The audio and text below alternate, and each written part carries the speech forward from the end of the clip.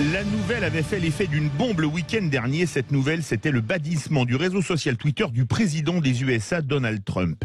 Rebelote cette semaine, mais en France, avec le bannissement du blogueur Papacito et du député ex-LREM, Joachim Son-Forget. Nous sommes en compagnie d'Anne-Sophie Chazot, auteure du livre Liberté d'inexpression, publié chez L'Artilleur. Anne-Sophie Chazot, bonjour. Oui, bonjour. Bienvenue sur Sud Radio. Le week-end dernier, donc c'était le tour de Donald Trump. Les tweets du président américain étaient soumis à avertissement. C'était déjà surprenant.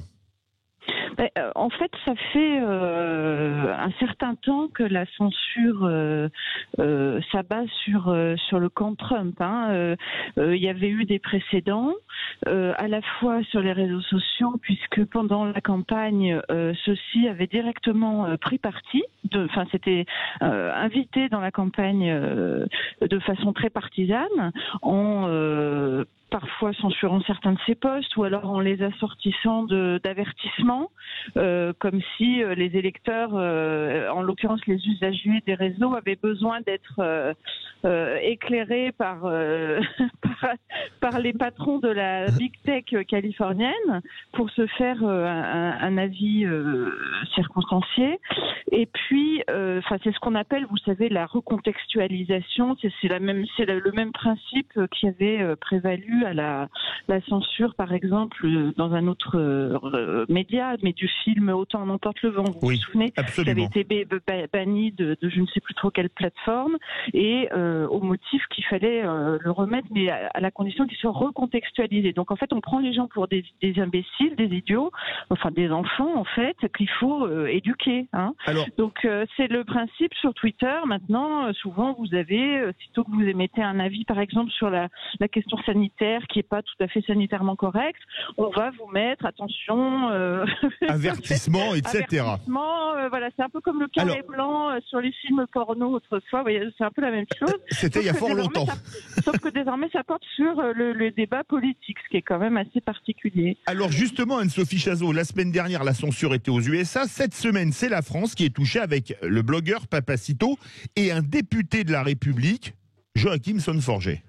Alors, en fait, ça démontre une chose, parce que donc le patron, en l'occurrence de Twitter, mais ça vaut pour tous les GAFA, qui Jack Dorsey. Vraiment, ils ont tous été complètement à la fête là avec cette censure contre le camp Trump, qui, je dois le préciser parce que c'est important de le dire, n'a pas visé que Donald Trump, mais également beaucoup de ses électeurs. C'est-à-dire qu'il y a eu littéralement une purge, une épuration sur le réseau social qui ne visait pas uniquement Donald Trump. Ça, c'est très important de le souligner.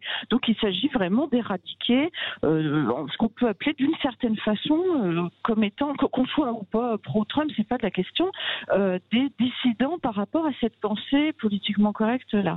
Mais ce qui est particulièrement curieux, c'est que ça s'est étendu à l'échelle planétaire, c'est-à-dire qu'on a vu, nous, usagers, par exemple, français des réseaux sociaux, tout à coup, des milliers et des milliers de comptes supprimés du jour au lendemain, prenant l'alibi de ce qui se passait aux États-Unis.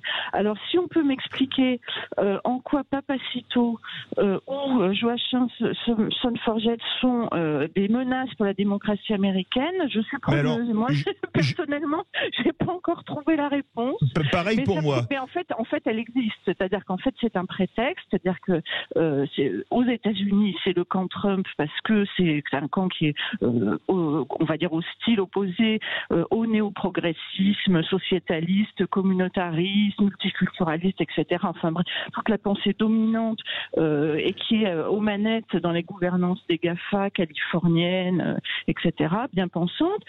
Et donc, ça va s'abattre pareillement sur les non-néoprogressistes ou, disons d'une façon générale, les anticonformistes par rapport à cette pensée-là qui est dominante, c'est une pensée dominante. Anne-Sophie Chazot, je voulais vous poser une dernière question, il nous reste 45 secondes. Imaginez-vous un réseau social, c'est-à-dire une entreprise privée américaine bannissant un candidat à la présidentielle française dans un an? C'est la grande crainte que j'ai émise dans mon livre à propos de la loi Avia, qui se fixait soi-disant pour but de lutter contre la haine, mais qui en fait donne toutes les manettes aux GAFA, aux patrons des réseaux sociaux américains, etc., pour en réalité censurer tout ce qui ne sera pas politiquement correct et qui peut donc effectivement peser, et on l'a vu, dans une campagne électorale. C'est, à mon avis, le plus réel à la fois de la loi anti-fake news et de la loi Avia telle qu'elle est souhaitée et remise dans les tuyaux par l'exécutif macroniste. Donc méfiante, effectivement, Et puis comme l'a démontré ces 2 dernières semaines. On suivra ça avec vous, Anne-Sophie Chazot. Merci à vous. Je rappelle que vous êtes l'auteur d'un excellent livre, Liberté d'inexpression, et pas d'expression, d'inexpression, publié chez l'Artilleur. De suite, la Minute Zen. Carole Serra va nous expliquer comment mincir en douceur avec la sophrologie.